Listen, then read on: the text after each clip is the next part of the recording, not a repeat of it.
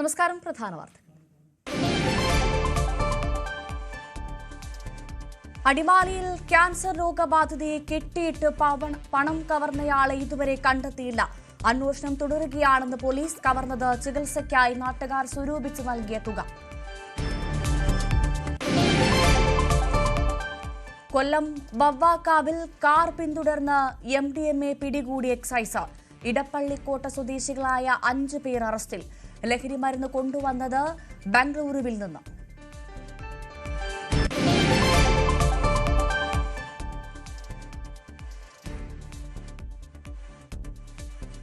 ശബരിപാത യാഥാർത്ഥ്യമാകുമ്പോൾ ഇടുക്കിയിൽ പ്രതീക്ഷയുടെ ചൂളം വിളി. തൊടുപുഴയിലും കരിങ്കുന്നത്തും സ്റ്റേഷനുകൾ. വാണിജ്യരംഗത്ത് വൻ മാറ്റമുണ്ടാകുമെന്ന് വിലയിരുത്തൽ. ടൂറിസം മേഖലയും പ്രതീക്ഷയിൽ. കുരുക്കഴിക്കാൻ പുനലൂരിൽ ബൈപ്പാസ് യാഥാർത്ഥ്യമാകുന്നു. ഇളമ്പൽ മുതൽ തോളിക്കാട് വരെ 500 കോടി രൂപ ചെലവിട്ട് പുതിയ പാത 4 വരിയിൽ. കൊല്ലം നിലമേലിൽ പരിഭ്രാന്തി സൃഷ്ടിച്ച് പോത്തിന്റെ വിരണ്ടോട്ടം. വാഹനങ്ങൾ കുത്തിമറിച്ചു. 2 പേർക്ക് പരിക്ക്. വിരണ്ടത് കശാപ്പിനെത്തിച്ച മൃഗം. വിശദമായി നോക്കാം. ഇടുക്കി അടിമാലിയിൽ ക്യാൻസർ രോഗിയായ വയോധികയെ കെട്ടിയിട്ട് കവർച്ച നടത്തിയ സംഭവത്തിൽ അന്വേഷണം ശക്തമാക്കി പോലീസ്. ഇടുക്കി ഡിവൈഎസ്പിയുടെ നേതൃത്വത്തിൽ 10 അംഗ സംഘമാണ് കേസ് അന്വേഷിക്കുന്നത്. വ്യാഴാഴ്ച പുലർച്ചെയായിരുന്നു കവർച്ച. അടിമാലി വിവേകാനന്ദ നഗർ സ്വദേശി കളരിക്കൽ ഉഷ സന്തോഷിനെയാണ് വായിൽ തുണി തിരികെ കെട്ടിയ ശേഷം കവർച്ച നടത്തിയത്. അർബുദബാധിതയായ ഉഷ നാട്ടുകാർ സഹായിച്ച് ചികിത്സയ്ക്കായി കരുതിവച്ചിരുന്ന 16,500 രൂപയാണ് മോഷ്ടിച്ചത്. കഴിഞ്ഞ ദിവസം കീമോതെറാപ്പി കഴിഞ്ഞ് വീട്ടിൽ വിശ്രമിക്കുകയായിരുന്നു. മറ്റാരും ഉണ്ടായിരുന്നില്ല. അയൽവാസികൾ പിന്നീട് വീട്ടിലെത്തിയപ്പോഴാണ് കട്ടിലിൽ കെട്ടിയ നിലയിൽ ഉഷയെ കണ്ടെത്തിയത്. ഉടൻ തന്നെ അടിമാലി പോലീസിൽ വിവരമറിയിച്ചു. സാമ്പത്തികമായി ഏറെ പിന്നാക്കം നിൽക്കുന്ന കുടുംബമാണ്. അടിമാലിയിൽ സുമനസ്സുകൾ ചേർന്നാണ് ഇവരുടെ ചികിത്സയ്ക്ക് ആവശ്യമായ പണം പിരിച്ചു നൽകിയത്. സമീപത്തെ CCTV ക്യാമറകൾ പരിശോധിച്ച് മോഷ്ടാവിനെ കണ്ടെത്താനുള്ള ശ്രമം തുടരുകയാണ്. അടുത്തറിയാവുന്ന ആളാവും മോഷണത്തിന് പിന്നിലെന്നാണ് പോലീസിന്റെ നിഗമനം. ഇടുക്കി ഡിവൈഎസ്പിയുടെ നേതൃത്വത്തിൽ 10 അംഗ സംഘമാണ് കേസ് അന്വേഷിക്കുന്നത്. ന്യൂസ് 18 അടിമാലി. കൊല്ലത്ത് വൻ MDMA വേട്ട. 61.5 ഗ്രാം MDMAയുമായി 5 പേർ പിടിയിൽ. ഇടപ്പള്ളിക്കോട്ട സ്വദേശികളായ ബിവിൻ, മുഹമ്മദ് ഷാ, ആദർശ്, ഹേമന്ത്, ഹരികൃഷ്ണൻ എന്നിവരാണ് പിടിയിലായത്. കൊല്ലം ഇടപ്പള്ളിക്കോട്ട സ്വദേശികളാണ് പിടിയിലായത്. ബാംഗ്ലൂരിൽ നിന്ന് കൊല്ലത്തേക്ക് കൊണ്ടുവരുന്നതിനിടെ കാർ പിന്തുടർന്നാണ് എക്സൈസ് സംഘം പ്രതികളെ പിടികൂടിയത്.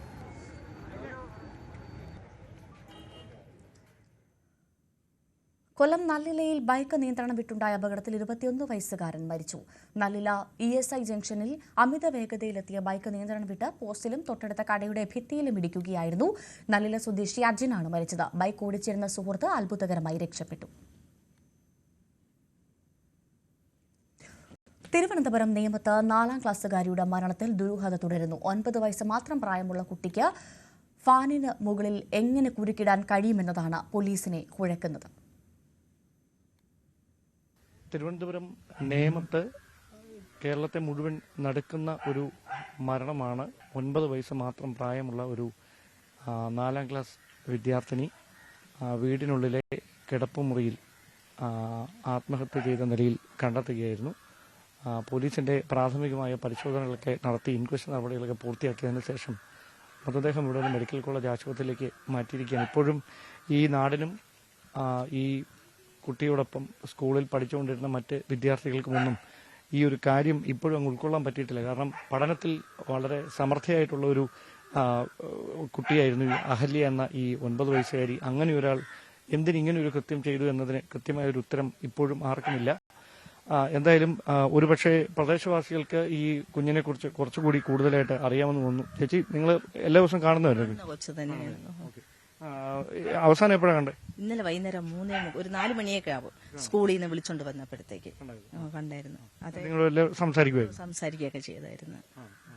പിന്നെ അതിനുശേഷം ഇന്ന് ഞാൻ ജോലിക്ക് പോയപ്പോൾ എന്റെ മോനാണ് വിളിച്ച് പറഞ്ഞത്, അമ്മ ഇങ്ങനെ ബാബച്ചി ഇങ്ങനെ തൂങ്ങി നിൽക്കുന്നു എന്ന് പറഞ്ഞു. തൂങ്ങിയമ്മ അങ്ങനെ ആശുപത്രി കൊണ്ടുപോയിക്കണോ ഒന്നും അറിയാൻ പറ്റിയില്ല. അപ്പൊ എപ്പോഴും ആ കൊച്ചിന്റെ കഴുത്തിൽ ഒരു ഷോള് കിടക്കും. അപ്പൊ ഞാൻ പറഞ്ഞടാ അത് 2 ഇളത് മൂത്തും കൂടെ കളിച്ചോണ്ടെന്ന് അങ്ങനെ വല്ലതും ആയിരിക്കുമെന്ന്. പിന്നെ കുറേ കഴിഞ്ഞപ്പോഴത്തേക്ക് ഞാൻ വീണ്ടും മോനെ വിളിച്ചപ്പോഴത്തേക്ക് പറഞ്ഞില്ല അമ്മ മരിച്ചു പോയെന്നാണ് പറയണത്.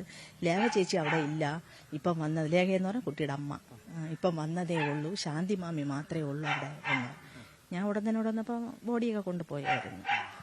4ാം ക്ലാസ്സിൽ പഠിക്കുന്ന ഒരു കുഞ്ഞ് ഇങ്ങനെ ഒരു കാര്യം അത് നമുക്കങ്ങ് ഉൾക്കൊള്ളാം. അതെ, അവര് എന്തേലും വഴക്ക് പറയും അങ്ങനെ എന്തെങ്കിലും കാര്യം അറിഞ്ഞിട്ടില്ല. കാരണം അവൾ അമ്മ അവിടെ ഇല്ല, അവൾ തയ്യക്കാരിയാണ്, എന്തോ തച്ച തുണി എന്തോ കൊണ്ട് കൊടുക്കാൻ പോയി എന്നാണ് പറയണത്.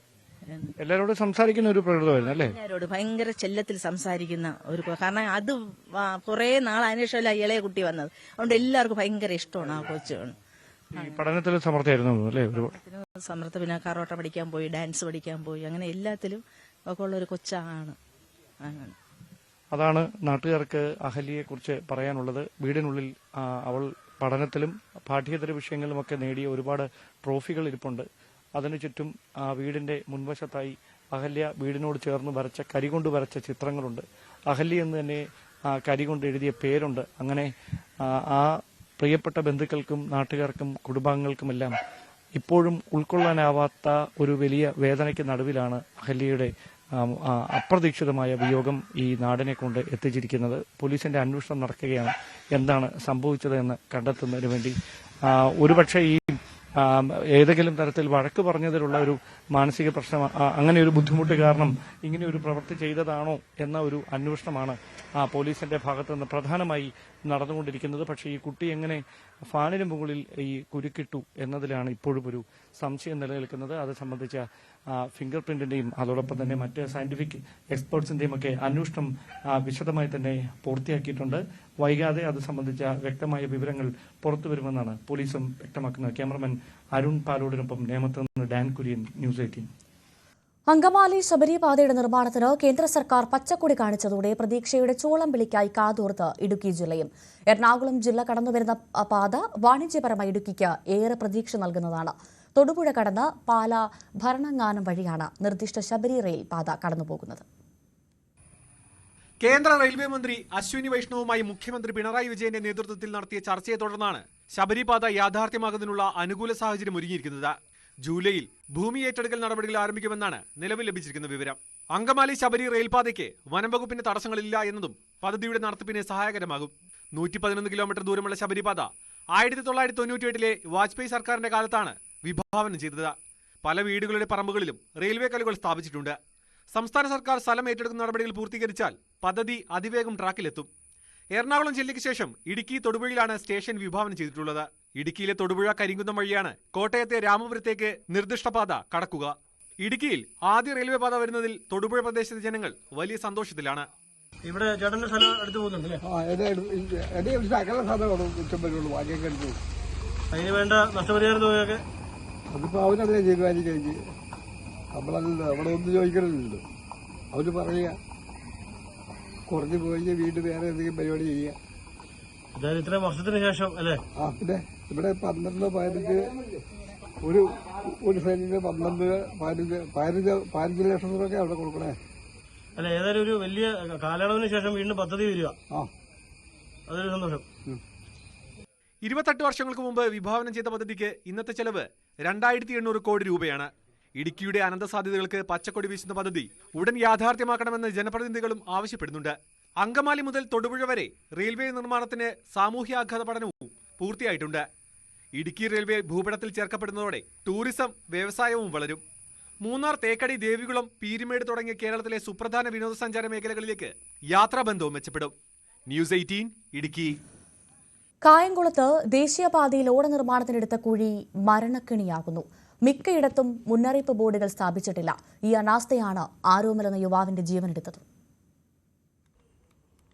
കായംകുളം ദേശീയപാത നിർമ്മാണം നടക്കുന്നിടത്ത് മതിയായ മുന്നറിയിപ്പ് ബോർഡുകൾ ഇല്ലാത്തതിൽ നേരത്തെ തന്നെ വിമർശനമുയർന്നതാണ്. കരാറുകാരുടെ അനാസ്ഥ മൂലമാണ് ആരോമലിന്റെ ജീവനും നഷ്ടമായത്. വ്യാഴാഴ്ച രാത്രിയിലാണ് ദേശീയപാതയിൽ സർവീസ് റോഡിന് കുറുകെ ഓട നിർമ്മിക്കാനായി എടുത്ത കുഴിയിൽ വീണ് സ്കൂട്ടർ യാത്രക്കാരനായ ആരോമൽ മരിക്കുന്നത്.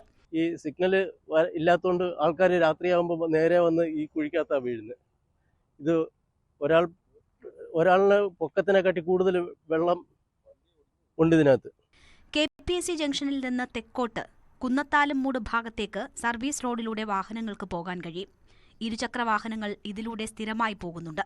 ഇവിടെ 400 മീറ്റർ ചെല്ലുമ്പോൾ സർവീസ് റോഡിനു കുറുകെ ഓട നിർമ്മിച്ചിരിക്കുകയാണ്. അവിടെ നിന്ന് വലത്തോട്ട് തിരിഞ്ഞു വേണം ദേശീയപാതയിൽ കയറാൻ. ഇവിടെ ഓടയുണ്ടെന്ന മുന്നറിയിപ്പ് ബോർഡുകളൊന്നുമില്ല. രാത്രിയിൽ ഇവിടെ മതിയായ വെളിച്ചവുമില്ല. ഓടയുടെ അരികിൽ ബാരിക്കേഡോ റിബണോ ഒന്നും കെട്ടിയിട്ടുമില്ല. അതിനാൽ തന്നെ രാത്രിയിൽ വാഹനത്തിൽ വരുന്നവർക്ക് ഇവിടെ കുഴിയാണെന്ന് അറിയാൻ കഴിയില്ല. പക്ഷെ അവിടുന്ന് വരുന്ന ഒരാള് കാണത്തില്ല. രാത്രി ഇങ്ങോട്ട് വരുമ്പം ഒരു കയറ് പോലും പിടിച്ച് കെട്ടിയിട്ടില്ല. അപ്പം സ്വാഭാവികമായിട്ടും നേരത്തെ 2-3 വട്ടം ഇവിടെ വീണിട്ടുണ്ട്. പക്ഷെ വലിയ പരിക്ക് പറ്റിയിട്ടില്ല. ഇവിടെയൊക്കെ ഉള്ളവർ തന്നെ ആയതുകൊണ്ട് ഇവിടെ വരുമ്പോഴത്തേക്ക്, കാരണം ഇവിടെ ഒരു ഹമ്പുണ്ട്, ആ ഹമ്പ് ചാടിക്കഴിഞ്ഞാൽ വണ്ടിയുടെ കൺട്രോൾ പോകും. പിന്നെ നേരെ വന്ന് ഇതിനകത്ത് വന്ന് വീണ് കഴിഞ്ഞാൽ ഡയറക്റ്റ് വന്ന് ഇതിനകത്ത് തലയിടിക്കുക. വ്യാഴാഴ്ച രാത്രിയിൽ ആരോമൽ സഞ്ചരിച്ച വാഹനവും അപകടത്തിൽപ്പെട്ടത് ഈ കുഴിയിലാണ്. ആരോമൽ സ്കൂട്ടറിന്റെ പുറകിലിരുന്നാണ് യാത്ര ചെയ്തത്. സ്കൂട്ടർ ഇവിടെ ഓടയ്ക്കായി നിർമ്മിച്ചിരുന്ന കൽക്കെട്ടിൽ വന്നിടിച്ച് പുറകിലിരുന്ന ആരോമൽ നിർമ്മാണത്തിനായി എടുത്ത കുഴിയിൽ വന്ന് വീഴുകയായിരുന്നു. വെള്ളം നിറഞ്ഞ കുഴിയിൽ ചെരുപ്പും വണ്ടിയും കിടക്കുന്നതാണ് ആളുകൾ കണ്ടത്. ഉടൻ ആശുപത്രിയിലെത്തിച്ചെങ്കിലും ഫലമുണ്ടായില്ല. അപകടമുണ്ടായതിന് പിന്നാലെ റോഡിൽ കോൺക്രീറ്റ് ബാരിക്കേഡുകൾ സ്ഥാപിച്ചു. ന്യൂസ് 18 ആലപ്പുഴ. ദേശീയപാത നിർമ്മാണത്തിൽ കരാർ കമ്പനിയിൽ നിന്ന് കോൺഗ്രസും ബിജെപിയും പണം കൈപ്പറ്റിയെന്ന് സിപിഎം സംസ്ഥാന secretary MV. Govindan. Electoral bond വഴി പണം കൈപ്പറ്റിയെന്നും ഗോവിന്ദൻ പറഞ്ഞു. ഇവരെല്ലാം വലിയ രീതിയിൽ പണം വാങ്ങിയതാണ് ഈ കോൺട്രാക്ടർമാരുടെ ഒരു വലിയ വിഭാഗം. പണം എങ്ങനെയാണ് വാങ്ങിയതെന്നറിയാം. ഇലക്ട്രൽ ബോണ്ടിൽ പണം കൊടുത്തവരാണ് ഇതിൻ്റെ ഒരു പ്രധാനപ്പെട്ട കക്ഷികൾ. അത് കോൺഗ്രസും വാങ്ങിയിട്ടുണ്ട്, ബി.ജെ.പിയും വാങ്ങിയിട്ടുണ്ട്. ഏറ്റവും കുറച്ചുണ്ടെന്ന് മാത്രമേ ഉള്ളൂ. കുറച്ചേ കോൺഗ്രസ് കിട്ടിയുള്ളൂ, കൂടുതലാണ് ബി.ജെ.പി കിട്ടിയത്. ആ പണം വാങ്ങിയവരാണ്. അപ്പോൾ അവരോട് ഇവർക്ക് അതുകൊണ്ട് സ്വാഭാവികമായിട്ടും രാഷ്ട്രീയമായ കമ്മിറ്റ്മെൻ്റ് ഉണ്ട്. ബൈപ്പാസ് എന്ന പുനലൂരുകാരുടെ ദീർഘനാളായുള്ള സ്വപ്നം യാഥാർത്ഥ്യമാകുന്നു. കൊല്ലം തിരുമംഗലം ദേശീയപാതയിൽ 500 കോടി രൂപ ചെലവഴിച്ചാണ് 21 കിലോമീറ്റർ നീളമുള്ള ബൈപ്പാസ് നിർമ്മിക്കുന്നത്. പുനലൂർ പട്ടണം അനുഭവിച്ചിരുന്ന ഗതാഗത കുരുക്കിനും വാഹനാപകടങ്ങൾക്കും പുതിയ ബൈപ്പാസ് വരുന്നതോടെ ശാശ്വത പരിഹാരമാകും. അന്യസംസ്ഥാനത്തിൽ നിന്നുള്ള ശബരിമല തീർത്ഥാടകർ ഏറ്റവും കൂടുതൽ കടന്നുപോകുന്നത് പുനലൂർ വഴിയാണ്. മണ്ഡലകാലമാകുമ്പോൾ വലിയ തിരക്കാണ് പുനലൂരിൽ അനുഭവപ്പെടുന്നത്. കഴിഞ്ഞ 7 വർഷത്തിനുള്ളിൽ 1000-ലധികം അപകടങ്ങളും 130-ലധികം മരണങ്ങളും ഈ പാതയിൽ സംഭവിച്ചിട്ടുണ്ട്. കഴിഞ്ഞ മണ്ഡലകാലത്ത് 2 അയ്യപ്പ ഭക്തർക്ക് ജീവൻ നഷ്ടമായിരുന്നു. NH-744 ഇളമ്പ പൈനാപ്പിൾ ജംഗ്ഷനിൽ നിന്നും കോളേജ് ജംഗ്ഷൻ വഴി തൊളിക്കോടെത്തും. കല്ലടയാറിന് കുറുകെ പുതിയ പാലം നിർമ്മിച്ച് മലയോര ഹൈവേ മറികടന്ന് ഗ്രീൻഫീൽഡ് ഹൈവേയിലൂടെ NH-744 ഇടമൻ ജംഗ്ഷനിൽ പ്രവേശിക്കുന്ന തരത്തിലാണ് ബൈപ്പാസ് നിർമ്മിക്കുക. 11.5 കിലോമീറ്റർ നീളത്തിലും 45 മീറ്റർ വീതിയിലും 4 വരി പാതയിലാണ് ബൈപ്പാസ് നിർമ്മിക്കുന്നത്. ഏറെ നാളായി പുനലൂരിന്റെ ഒരു സ്വപ്നമായിരുന്നു പുനലൂർ ബൈപ്പാസ്. ഇത് യാഥാർത്ഥ്യമാക്കിയ പുനലൂർ MLA PS സുബാലാണ് ഇപ്പോൾ നമ്മളിപ്പോൾ ഉള്ളത്. ഒരുപാട് അപകടങ്ങൾ നടന്നുകൊണ്ടിരിക്കുന്ന ഒരു പാതയാണ്. ഒരുപാട് മരണങ്ങളുണ്ടായി, ഒരുപാട് അപകടമുണ്ടായി. ശബരിമല തീർത്ഥാടന കാലത്ത് അഭൂതപൂർവമായിട്ടുള്ള ഗതാഗത കുരുക്കാണ് അവിടെ ഉണ്ടാകുന്നത്. ഇത് പലപ്പോഴും എല്ലാവരും ചൂണ്ടിക്കാണിച്ചിട്ടുണ്ട്. അതിന്റെ അടിസ്ഥാനത്തിലാണ് നമ്മൾ സംസ്ഥാന ഗവൺമെന്റിന്റെ ശ്രദ്ധയിൽ ആദ്യം ഈ വിഷയം കൊണ്ടുവരുന്നത്. ബഹുമാനപ്പെട്ട മന്ത്രി മുൻകൈ എടുത്തുകൊണ്ട് ഇതിന്റെ പ്രാഥമികമായ പഠനത്തിന് 30 ലക്ഷം രൂപ നമുക്ക് അനുവദിച്ചിരുന്നു. ആ 30 ലക്ഷം രൂപ ഉപയോഗിച്ചുകൊണ്ട് വിശദമായിട്ടുള്ള പഠനങ്ങൾ തയ്യാറാക്കി നമ്മൾ തുടർന്ന് വന്ന സംസ്ഥാന ബഡ്ജറ്റിൽ ടോക്കൺ പ്രൊവിഷൻ നമ്മൾ ഉൾപ്പെടുത്തിയിരുന്നു. അതിനുശേഷമാണ് കേന്ദ്ര മന്ത്രി ശ്രീ നിതിൻ ഗഡ്കരി നമ്മൾ കണ്ട് നിവേദനം കൊടുക്കുന്നത്. സമർപ്പിച്ചിട്ടുള്ള പ്രപ്പോസൽ എന്ന് പറയുന്നത് 4 വരി പാതയും അതുപോലെ തന്നെ 45 മീറ്റർ വീതി, 12 കിലോമീറ്റർ, 500 കോടിയോളം രൂപയാണ് നിലവിലുള്ള ഈ പ്രപ്പോസൽ വന്നിട്ടുള്ളത്. പക്ഷേ ഇനിയിപ്പോൾ അവര് ദേശീയപാത അതോറിറ്റിയുമായി ബന്ധപ്പെട്ട് ഇത് ഫൈനലൈസ് ചെയ്യുമ്പോൾ അതിന് ചിലപ്പോൾ മാറ്റങ്ങൾ വന്നേക്കാം. എന്നാൽ നിലവിൽ സമർപ്പിച്ചിരിക്കുന്ന പ്രപ്പോസൽ ഈ നിലയ്ക്കാണ്. പുനലൂരിന്റെ ഗതാഗത കുരുക്കിന് ശാശ്വത പരിഹാരം കാണുന്ന നിലയിലാണ് ഇതിന്റെ അലൈൻമെന്റ് ഇരിക്കുന്നത്. ശബരിമല സീസൺ ആകുമ്പോൾ നിരവധി അപകടങ്ങൾ നടക്കുന്ന സ്ഥലമാണ്. അതുകൊണ്ട് തന്നെ ഈ ബൈപ്പാസ് ഇവിടെ വരുന്നത് ഏറ്റവും ഗുണകരമായിരിക്കും. മനോജ് അപ്പുക്കുട്ടൻ, ന്യൂസ് 18 പുനലൂർ. റോഡരികിൽ അനധികൃതമായി ടാർ മിക്സിംഗ് യൂണിറ്റ് സ്ഥാപിച്ചത് വാഹനയാത്രികർക്കും കാൽനടയാത്രികർക്കും ഒരുപോലെ ബുദ്ധിമുട്ടാകുന്നുവെന്ന് പരാതി.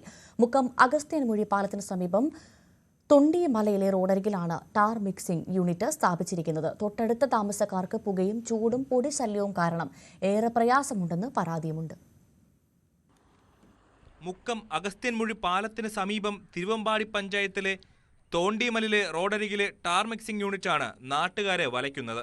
യാതൊരു മാനദണ്ഡങ്ങളും പാലിക്കാതെ മിക്സിംഗ് യൂണിറ്റ് സ്ഥാപിച്ച് ടാർ മിക്സ് ചെയ്യുന്നത് പ്രദേശവാസികൾക്ക് വലിയ ബുദ്ധിമുട്ടാണ് സൃഷ്ടിക്കുന്നത്.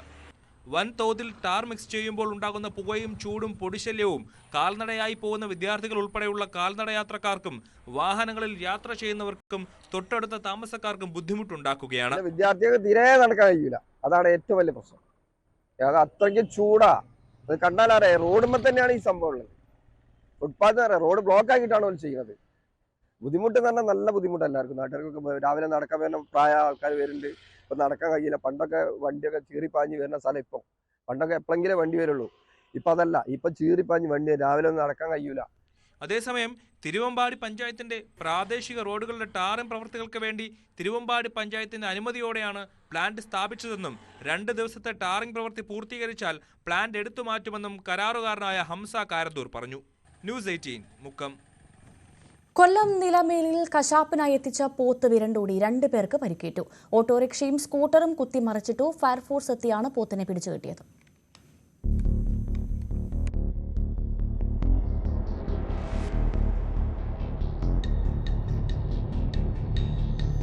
കണ്ണങ്കോട് പരിസരത്ത് തിരക്കേറിയ റോഡിലാണ് പോത്ത് വിരണ്ടോടിയത്. കശാപ്പിനെത്തിച്ചതായിരുന്നു. റോഡിലിറങ്ങിയ പോത്ത് ഓട്ടോറിക്ഷയും സ്കൂട്ടറും കുത്തിമറിച്ചിട്ടു. നിലമേൽ കണ്ണങ്കോട് സ്വദേശികളായ റഫീഖിനും ഒരു സ്ത്രീക്കും പരിക്കേറ്റു. അറിയില്ല, റോഡിൽ നിന്നപ്പം ഒരു പോത്ത് വന്നു. അവിടെ കണ്ണങ്കോട് ഭാഗത്ത് നിന്ന് ആദ്യം ഒരു ആട്ടോയിലിടിച്ചു. ആട്ടോയിലിരുന്നൊരു സ്ത്രീ റോഡിൽ വീണ്. അവർക്ക് കൈക്ക് ചെറിയ പരിക്കുണ്ട്. അത് കഴിഞ്ഞ് മുമ്പോട്ട് വന്നപ്പോഴാണ് ഈ പോത്ത് ഇങ്ങനെ വന്നപ്പം പോത്തിനെ വണ്ണം കണ്ടുകൊണ്ട് സൈഡ് മാറി പോത്ത് തട്ടി വൈ കുത്തി വീണതാണ്. കൈകാലിലെ പൊട്ടലിനൊരു കുഴയുടെ അവിടെ പൊട്ടിയെല്ല് മാറി എന്ന് പറഞ്ഞു ഡോക്ടർ പറഞ്ഞത്. പോത്തിനെ കണ്ട് പേടിച്ച് ആളുകൾ ചിതറിയോടുകയായിരുന്നു.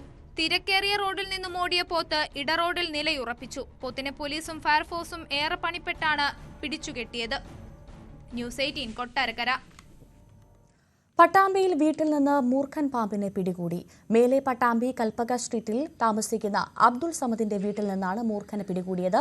വെള്ളം ഒഴിഞ്ഞതോടെ വീട്ടുകാർ വാൾവ് തുറക്കാനെത്തിയപ്പോഴാണ് പാമ്പിനെ കണ്ടത്. തലനാരിഴയ്ക്കാണ് വീട്ടുകാർ പാമ്പിന്റെ കടിയേൽക്കാതെ രക്ഷപ്പെട്ടത്. വിവരമറിച്ചതിനെ തുടർന്ന് forest rescue watcher Sudheesh Koottanad സ്ഥലത്തെത്തി മൂർഖനെ പിടികൂടുകയായിരുന്നു. വലിയ പെരുന്നാൾ ആഘോഷങ്ങളുടെ ഭാഗമായി പട്ടാമ്പി ഗവൺമെന്റ് ഹയർ സെക്കൻഡറി സ്കൂളിൽ മെഹന്തി ഫെസ്റ്റ് സംഘടിപ്പിച്ചു. കുട്ടികളുടെ 45 ടീമുകളാണ് മെഹന്തി ഫെസ്റ്റ് കളറാക്കിയത്.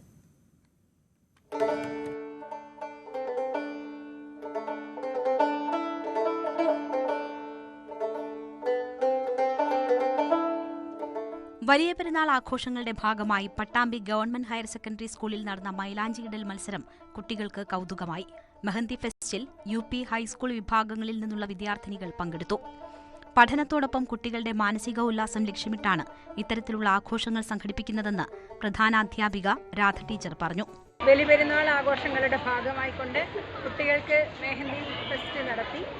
അതിലെ വിജയികൾക്ക് ഞങ്ങൾ സമ്മാനങ്ങൾ നൽകുന്നുണ്ട്. വളരെ സന്തോഷപൂർവ്വമാണ് കുട്ടികൾ ഈ ആഘോഷത്തിൽ പങ്കെടുത്തത്. കുട്ടികൾ ഇന്ന് വളരെ ആവേശത്തോടെയാണ് ഈ വിദ്യാലയത്തിൽ നിന്നും പോകുന്നത്. 45 ടീമുകളാണ് പങ്കെടുത്തത്.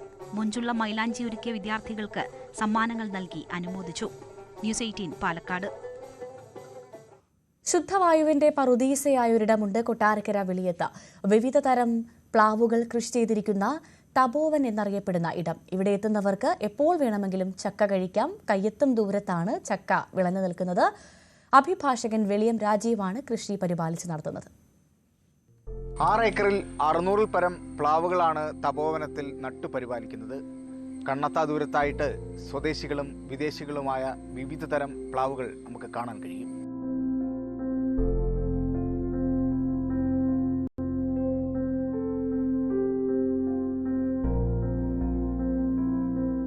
മുൻപിവിടെ റബ്ബർ മരങ്ങളായിരുന്നു. രാജ്യത്തെ ആദ്യ ജാക്ക് ഫോറസ്റ്റോറിയം കൊട്ടാരക്കര വെളിയത്ത് തന്നെ നിർമ്മിക്കണമെന്ന ആഗ്രഹമാണ് രാജീവിന് കൃഷി ചെയ്യാൻ പ്രേരണയായത്. ഹ്യൂമൻ വെൽനസ്സും ഹ്യൂമൻ ഹാപ്പിനെസ്സും ലക്ഷ്യമാക്കിയാണ് പ്ലാവിൻ തൈകൾ നട്ടതും കായ്ഫലം ലഭിച്ചതുമെന്ന് രാജീവ് പറയുന്നു. പ്ലാവിൻ തോട്ടത്തിൽ ഊഞ്ഞാലാടാനും കാറ്റുകൊള്ളാനുമുള്ള എല്ലാ സൗകര്യങ്ങളുമുണ്ട്. ഈ ആദ്യമായി ചക്കയുടെ അത്ഭുതകരമായ ഔഷധ മൂല്യത്തെക്കുറിച്ചുള്ളൊരു യൂറോപ്യൻ സയൻസ് ജേണലിൽ നിന്നാണ് എൻ്റെ പ്രചോദനം. ഇപ്പോൾ ശരിക്കും 8 കൊല്ലമായി പ്ലാവ് വെച്ച് കഴിഞ്ഞിട്ട്. ഇപ്പോൾ ഇത് 8ാമത്തെ വർഷമാണ്. അപ്പോൾ ഈ ചക്കയ്ക്ക് ഒന്ന് ക്യാൻസറിനെ പ്രതിരോധിക്കാനുള്ള വലിയ ശേഷിയുണ്ട്. ക്യാൻസറിൻ്റെ മരുന്ന് എന്ന് പറയുന്നത് പെക്റ്റിൻ എന്ന് പറയുന്ന രാസഘടകമാണ്. അത് ഏറ്റവും കൂടുതലുള്ള ഫലം എന്ന് പറയുന്നത് ചക്കയാണ്. വൃക്ഷങ്ങളുടെ തണലും കുളിരും തലോടലുമേറ്റ് മാനസിക സമ്മർദ്ദം ഇറക്കി വെക്കാൻ ഒരിടമാണ് തപോവൻ. 2 കിലോമീറ്ററോളം പ്ലാവിൻ ചുവട്ടിലൂടെ ശുദ്ധവായുവേറ്റ് നടന്നു പോകാൻ ആളുകൾ എത്തുന്നുമുണ്ട്. സമീപത്തായി പാഷൻ ഫ്രൂട്ട് കുട ചൂടുന്ന ബയോക്കേവും മധുരം കിനിയും കരിമ്പിൻ തോട്ടവുമുണ്ട്. നമ്മുടെ ശരീരത്തിനകത്തുള്ള ഇമ്പ്യൂരിറ്റീസ്, ടോക്സിക് കണ്ടൻസ്, അത് 2 തരത്തിൽ വരാം. കഴിക്കുന്ന ആഹാരത്തോടൊപ്പവും വരാം. ആഹാരത്തിനുള്ളിലെ പലതരത്തിലുള്ള ആഹാര പദാർത്ഥങ്ങളിലെ പ്രതിപ്രവർത്തനം മൂലവും ടോക്സിസിറ്റി കൂടാം. അപ്പോൾ ആ ടോക്സിക്കായ കണ്ടൻറ്റിനെ പുറന്തള്ളുന്നതിന് ഒരൊറ്റ വെജിറ്റബിൾ അല്ലെങ്കിൽ ഒറ്റ ഫ്രൂട്ടിനെ പറ്റൂ. That is what we called Jack. കൂടാതെ കുതിരസവാരിയും നീന്തൽ പരിശീലനവുമൊക്കെ നാട്ടുകാരുടെ ആവശ്യപ്രകാരം രാജീവ് തപോവനിൽ ചെയ്തു നൽകിയിട്ടുമുണ്ട്. എല്ലാം പ്രകൃതിയുമായി ബന്ധപ്പെട്ടവ. രാജീവേട്ടൻ്റെ തപോവനത്തിലെത്തിയാൽ എപ്പോൾ വേണമെങ്കിലും നമുക്ക് ചക്ക ലഭിക്കും. അതുപോലെ തന്നെ പരിസ്ഥിതി സൗഹൃദമായ അന്തരീക്ഷവും ശുദ്ധമായ വായുവും ലഭിക്കും. S Vineesh, news 18, Kottarakkara. 15 വർഷമായി തരിശിട്ട കാസർഗോഡ് ചെറുവത്തൂർ കാടങ്കോട് പാടശേഖരം നെൽക്കതിർ സമൃദ്ധിയിലേക്ക്. ചെറുവത്തൂർ ഗ്രാമപഞ്ചായത്തിന്റെ ധനസഹായത്തോടെയാണ് കൃഷിഭവനും ആഗ്രോ സർവീസ് സെന്ററും ചേർന്ന് നെൽകൃഷിക്ക് തുടക്കം കുറിച്ചത്.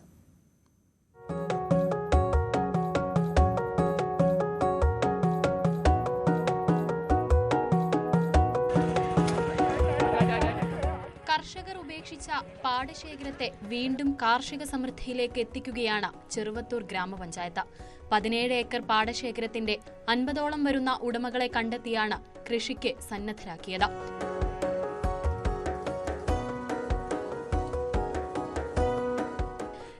2025-26 ജനകീയ ആസൂത്രണ പദ്ധതിയിൽ 2,40,000 രൂപയാണ് പഞ്ചായത്ത് ഇതിനായി അനുവദിച്ചത്. 1 ഹെക്ടറിന് 5,000 രൂപ ഭൂ ഉടമയ്ക്കും 35,000 രൂപ കർഷകനും ലഭിക്കും.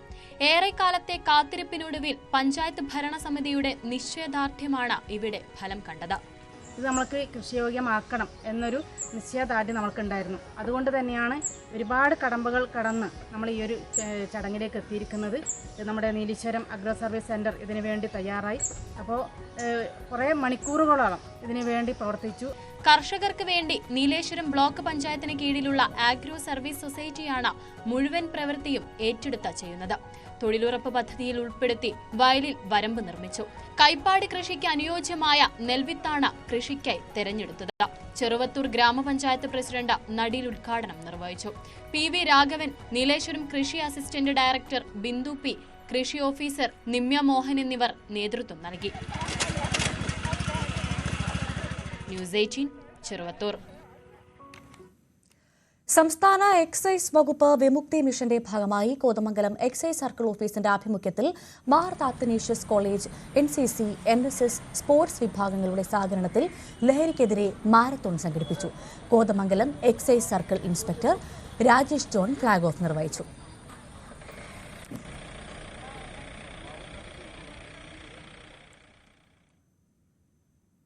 ഇടുക്കി വണ്ടൻമേട്ടിൽ കോടികൾ മുടക്കി തുടങ്ങിയ കുടിവെള്ള പദ്ധതി 3 പതിറ്റാണ്ടായിട്ടും പൂർത്തിയായില്ല.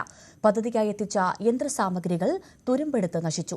ആയിരക്കണക്കിന് കുടുംബങ്ങൾ കുടിവെള്ളമെത്തിക്കേണ്ട പദ്ധതിയാണ് എങ്ങുമെത്താതെ കാടുകയറി നശിക്കുന്നത്. 1995-ലാണ് വണ്ടൻമേട് പുതുവലിൽ ചെക്ക് ഡാം നിർമ്മിച്ച് മേഖലയിൽ കുടിവെള്ളമെത്തിക്കാൻ പദ്ധതിയൊരുക്കിയത്. ചെക്ക് ഡാമിൽ നിന്ന് വെള്ളം പമ്പ് ചെയ്ത് 2 കിലോമീറ്റർ അകലെ നിർമ്മിച്ച ശുദ്ധീകരണ യൂണിറ്റിലെത്തിച്ച് അവിടെ നിന്ന് വണ്ടൻമേട് ചക്കുപള്ളം പഞ്ചായത്തുകളിലെ വീടുകളിലേക്ക് കുടിവെള്ളം എത്തിക്കാനായിരുന്നു തീരുമാനം. പദ്ധതിക്കായി തുടക്കത്തിൽ 3.5 കോടി രൂപയും പിന്നീട് 5 കോടി രൂപയും ചെലവഴിച്ചു. പുതുവലിൽ ചെക്ക് ഡാം നിർമ്മിക്കാൻ നിശ്ചയിച്ചിരുന്ന സ്ഥലത്ത് പമ്പ് ഹൗസ് സ്ഥാപിച്ച് ഇവിടെ നിന്ന് ശുദ്ധീകരണ യൂണിറ്റിലേക്ക് പൈപ്പുകളും സ്ഥാപിച്ചു. എന്നാൽ ഇതിനുശേഷം ചെക്ക് ഡാം നിർമ്മിക്കുകയോ യൂണിറ്റിലേക്ക് വെള്ളം എത്തിക്കുകയോ ചെയ്തില്ല. കടുത്ത കുടിവെള്ളക്ഷാമം നേരിടുന്ന 2 പഞ്ചായത്തിലെ ആളുകൾ നിരവധി സമരങ്ങളും നടത്തിയിരുന്നു. ഈ പദ്ധതി നടപ്പാക്കിയെന്ന് പറഞ്ഞാൽ 3.5 കോടി രൂപ തുടങ്ങി 8.5 കോടിയിൽ അവസാനിച്ചു. എന്നിരുന്നാലും യാതൊരു ഇതിൻ്റെ പൂർത്തീകരണം നടന്നിട്ടില്ല. എന്നാന്ന് ചോദിച്ചു കഴിഞ്ഞാൽ വെള്ളം ഇവിടുന്ന് വരുമെന്ന് പോലും ആർക്കും അറിയത്തില്ല. ആരോട് ചോദിച്ചാൽ ഇതിന് യാതൊരു ഉത്തരവാദിത്വവും ഇല്ല, അറിയത്തുമില്ല. വണ്ടൻമേട് പഞ്ചായത്ത് ഇറക്കി ഞങ്ങൾക്കറിയത്തില്ല എന്നാണ് ഇതിൻ്റെ ഉത്തരം കിട്ടുന്നത്. ബ്ലോക്കിലും ജില്ലയിലും MLAയോട് ചോദിച്ചാൽ അത് തന്നെയാണ് നമുക്കറിയാൻ കഴിയുന്നത്. ഈ 2 പഞ്ചായത്തിലുള്ള ജനങ്ങൾ വേനൽക്കാലമാകുമ്പോൾ വളരെ ബുദ്ധിമുട്ടുന്നുണ്ട് ഇതിനുവേണ്ടി. ശുദ്ധീകരണ യൂണിറ്റിൽ സ്ഥാപിച്ചിരുന്ന മോട്ടോറുകളെല്ലാം മോഷ്ടാക്കൾ അപഹരിച്ചു. കാടുകയറി മൂടിയ കെട്ടിടവും കാലിയായ വലിയ ടാങ്കും സാമൂഹ്യ വിരുദ്ധരുടെ താവളമായി മാറി. പദ്ധതിക്കായി ഏറ്റെടുത്തിരിക്കുന്ന സ്ഥലത്ത് കയ്യേറ്റം നടന്നതായും ആരോപണമുണ്ട്. ന്യൂസ് 18 ഇടുക്കി. കൊട്ടാരക്കരയിൽ യാത്രക്കാരുടെ പ്രതിഷേധം കനത്തതോടെ റദ്ദാക്കിയ സർവീസ് പുനഃസ്ഥാപിച്ച് KSRTC. കൊട്ടാരക്കരയിൽ നിന്നും രാത്രി 8:30-ക്ക് പുറപ്പെടേണ്ടിയിരുന്ന പാരിപ്പള്ളി ഓർഡിനറി ബസ്സായിരുന്നു റദ്ദാക്കിയത്. യാത്രക്കാരും പൊതുപ്രവർത്തകരും പ്രതിഷേധിച്ചതോടെ മന്ത്രിയുടെ ഓഫീസ് സർവീസിന് നിർദ്ദേശം നൽകുകയായിരുന്നു.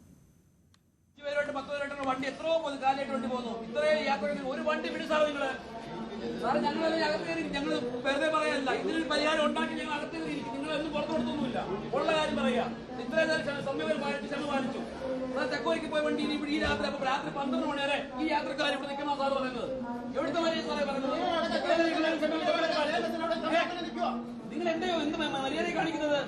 ചാത്തന്നൂർ ഡിപ്പോയിൽ നിന്നുള്ള ബസ് എത്തിയില്ലെന്ന കാരണത്താലാണ് പാരിപ്പള്ളിയിലേക്കുള്ള യാത്ര റദ്ദാക്കിയത്. രാത്രി ജോലി കഴിഞ്ഞുൾപ്പെടെ പല സ്ഥലങ്ങളിൽ നിന്നെത്തിയ സ്ത്രീകളും കുട്ടികളും അടക്കമുള്ള നിരവധി യാത്രക്കാർ ഇതോടെ വലഞ്ഞു. ചെറിയ തുക മാത്രം കയ്യിലുള്ളവർ വീട്ടിലെങ്ങനെ എത്തുമെന്ന ഭീതിയിലായി. ഇവിടുത്തെ ഉദ്യോഗസ്ഥന്മാർക്ക് വീട്ടിൽ അമ്മയും പെങ്ങളും ഒന്നും ഇല്ലെന്ന് ചോദിക്കുന്നത്. ആ സ്ത്രീകളടക്കമുള്ളവർ ചന്തമുക്ക് ജംഗ്ഷനിലും ഇവിടെ ഈ ബസ് സ്റ്റോപ്പുകളിലൊക്കെ ഒരുപാട് തുണിക്കടയിലും ഒക്കെ ജോലി ചെയ്ത് സാധാരണക്കാരായിട്ടുള്ള ഒരുപാട് സ്ത്രീകളടക്കമുള്ളവർ ഈ റോഡിൽ നോക്കിയിരിക്കുകയാണ് ഈ വണ്ടിക്ക് വേണ്ടി. അപ്പോൾ അത്രത്തോളം ജനങ്ങളെ ദ്രോഹിക്കുന്ന ഒരു നിലപാടാണ് ഇവിടുത്തെ ഉദ്യോഗസ്ഥർ സ്വീകരിക്കുന്നത്. ഇത് തക്കതായ മറുപടി BJP നൽകിയിട്ടുണ്ട്. മണിക്കൂറുകൾ കഴിഞ്ഞിട്ടും കൊട്ടാരക്കര ഡിപ്പോ അധികൃതർ അനങ്ങാപ്പാറ നയമാണ് സ്വീകരിച്ചത്. ഇതോടെ പൊതുപ്രവർത്തകർ പ്രതിഷേധവുമായി രംഗത്തെത്തി. എന്നാൽ ബസ് അയക്കാൻ കഴിയില്ല എന്ന നിലപാടിലായിരുന്നു ഡിപ്പോ അധികൃതർ. ഒടുവിൽ പ്രതിഷേധക്കാർ നേരിട്ട് മന്ത്രിയുടെ ഓഫീസുമായി ബന്ധപ്പെടുകയും പോലീസ് സ്ഥലത്തെത്തി ചർച്ച നടത്തുകയും ചെയ്തതോടെ പകരം ബസ് അയക്കാൻ അധികൃതർ തയ്യാറായി. ഏറ്റവും കൂടുതൽ കളക്ഷനുള്ള ചെയിൻ സർവീസുകളാണ് കൊട്ടാരക്കര പാരിപ്പള്ളി റൂട്ടിലുള്ളത്. എന്നാൽ സ്വകാര്യ സർവീസുകളെ സഹായിക്കാൻ ഈ റൂട്ടിലൂടെയുള്ള ഷെഡ്യൂളുകൾ KSRTC പലപ്പോഴും അട്ടിമറിക്കുന്നു എന്ന ആരോപണവും ശക്തമാണ്. ന്യൂസ് 18 കൊട്ടാരക്കര. പട്ടാമ്പി മണ്ഡലത്തിൽ 7 കോടി രൂപ ചെലവിൽ 6 പദ്ധതികൾ നടപ്പാക്കുന്നു. റോഡുകളും കെട്ടിട നിർമ്മാണങ്ങളുമാണ് നടത്തുന്നത്. നവകേരള സദസ്സിൽ സമർപ്പിക്കപ്പെട്ട പദ്ധതികൾക്കാണ് അനുമതി ലഭിച്ചത്. പട്ടാമ്പി മണ്ഡലത്തിൽ യാത്രായോഗ്യമല്ലാത്ത റോഡുകളുടെ അടിയന്തര നവീകരണം, കെട്ടിട നിർമ്മാണം എന്നിവയാണ് നടപ്പാക്കുന്നത്. നവകേരള സദസ്സിൽ സമർപ്പിക്കപ്പെട്ട പദ്ധതികൾക്കാണ് അനുമതി ലഭിച്ചത്. 6 പദ്ധതികൾ നടപ്പാക്കുന്നതിന് 7 കോടി രൂപയ്ക്ക് അനുവാദം ലഭിച്ചു.